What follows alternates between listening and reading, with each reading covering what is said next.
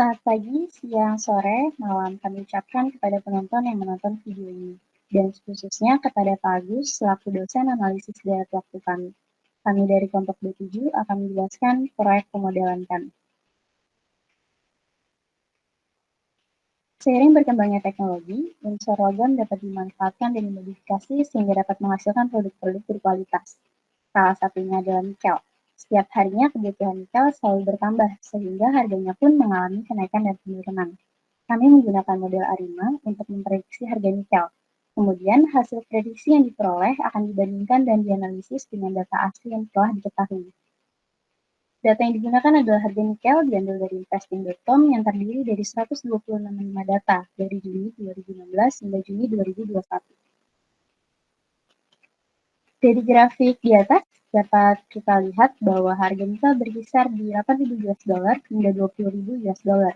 Harga nikel sendiri dipengaruhi oleh beberapa faktor yaitu politik atau penemuan banyak tambang nikel baru terutama di Indonesia. Dalam meramalkan harga nikel di masa depan, maka akan digunakan model ARIMA sebagai asumsi model utama, karena performansinya yang cukup baik untuk memprediksi harga-harga dengan kualitas tidak terlalu tinggi. Berikut adalah penjelasan mengenai langkah-langkahnya.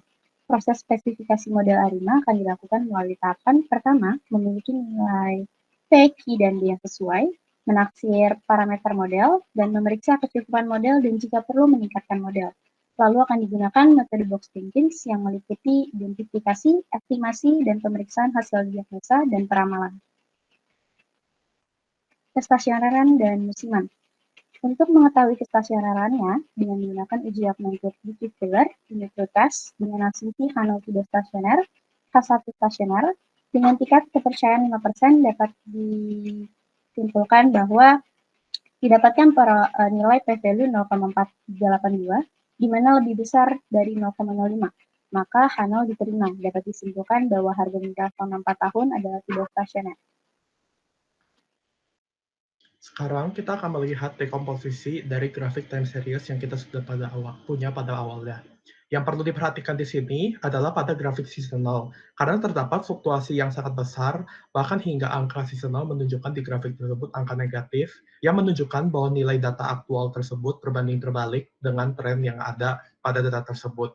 Ditambah dengan pengujian ADF sebelumnya yang menunjukkan bahwa data ini tidak stasioner, maka diperlukan proses differencing untuk menghilangkan kecenderungan dan seasonalitas data untuk mencapai data yang stasioner. Dari grafik ACF dan PACF ini juga kita dapat melihat bahwa pada grafik ACF terdapat peluruhan ACF yang sangat lambat sehingga mendukung metode awal kita untuk melakukan differencing pada data tersebut. Bagian kedua, kita akan berbicara tentang spesifikasi model ini.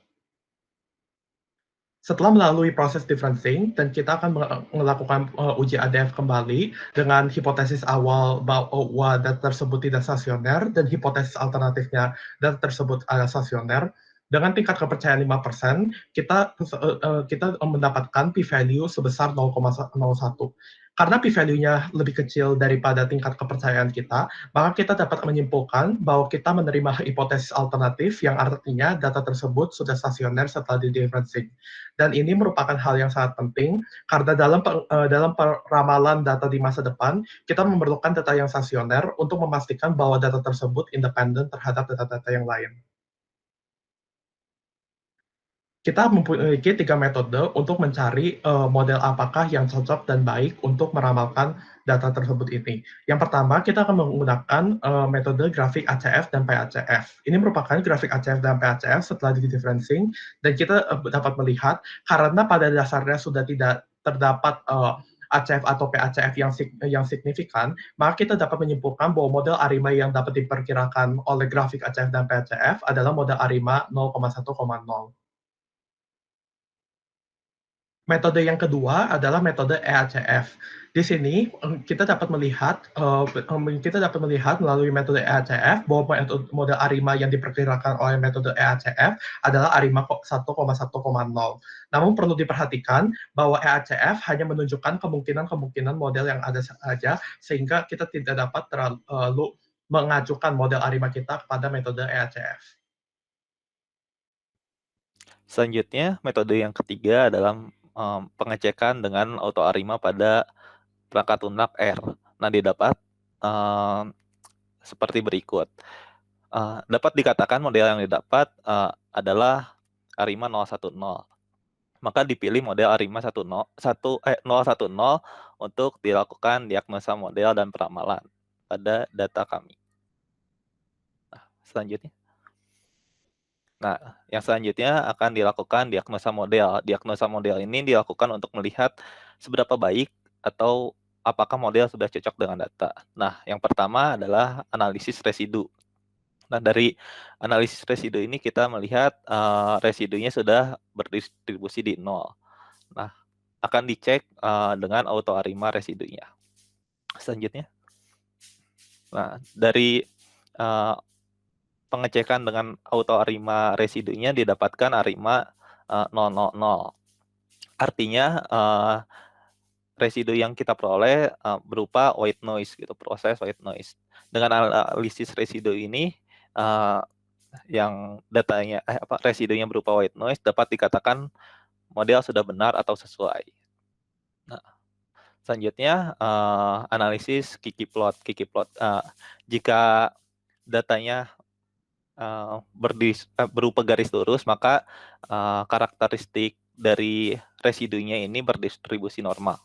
Dapat dilihat distribusi dari Kiki plot ini berupa garis lurus.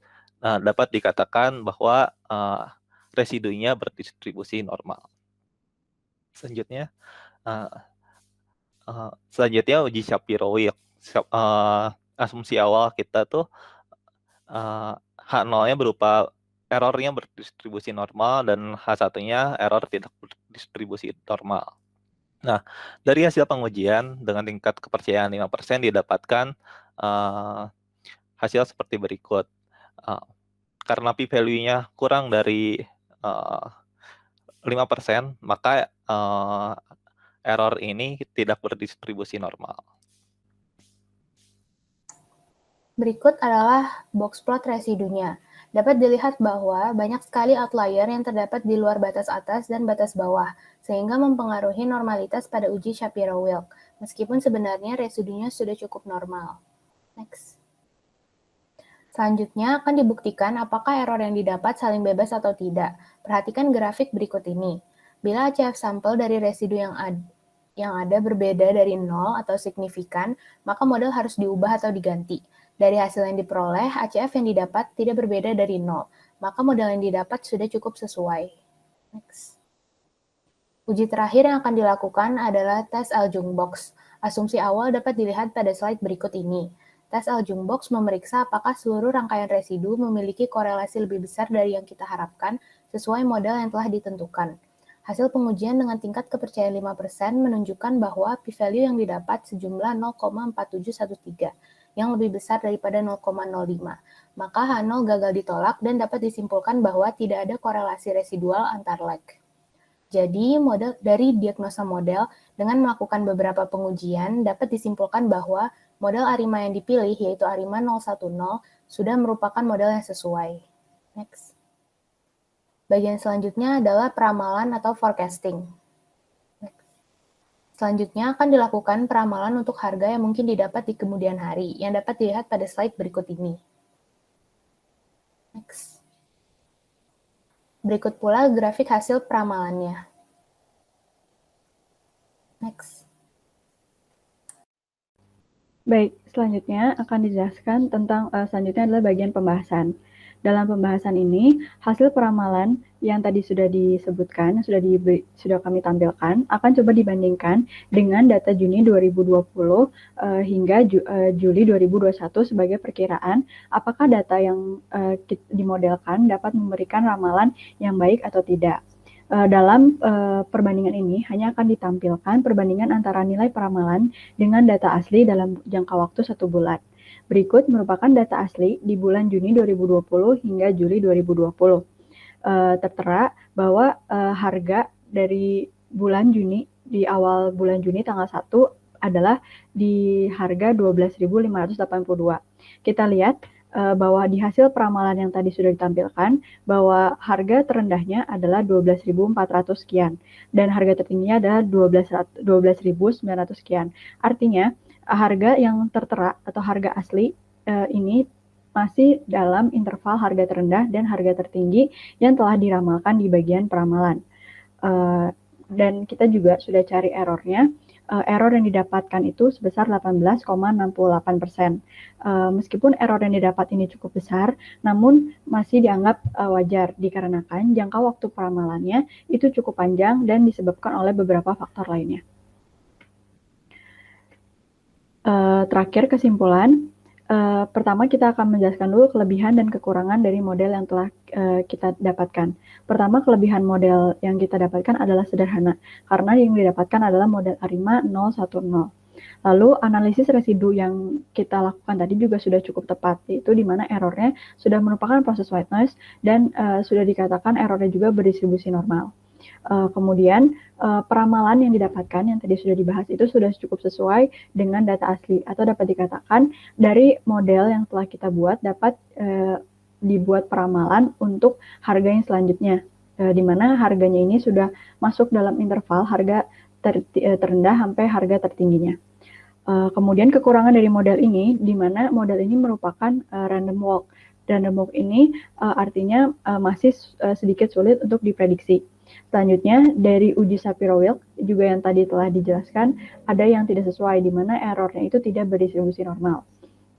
Yang terakhir adalah error yang didapatkan itu cukup besar, yaitu sebesar 18,68%. Maka data deret waktu harga nikel periode Juni 2016 hingga Juni 2020 dapat dimodelkan menurut kelompok kami dapat dimodelkan baik oleh metode ARIMA 010, yaitu YT sama dengan YT-1 ditambah ET. Hal ini dibuktikan dengan melakukan analisis residu untuk memastikan apakah model yang didapat sudah sesuai atau tidak. Error yang didapat meskipun cukup besar, namun masih dianggap wajar, dikarenakan beberapa faktor dari luar yang tidak dapat dikendalikan, serta adanya fakta bahwa harga komoditas pada umumnya memiliki variansi yang lebih besar. Faktor yang tidak dapat dikendalikan ini misalnya dari tahun 2019 ke 2020 adanya pandemi COVID-19, atau saat 2020 ke 2021 adanya tren mobil listrik, dan yang terakhir adanya beberapa faktor politik. Sekian presentasi dari kami, mohon maaf apabila ada salah kata. Sekian dan terima kasih.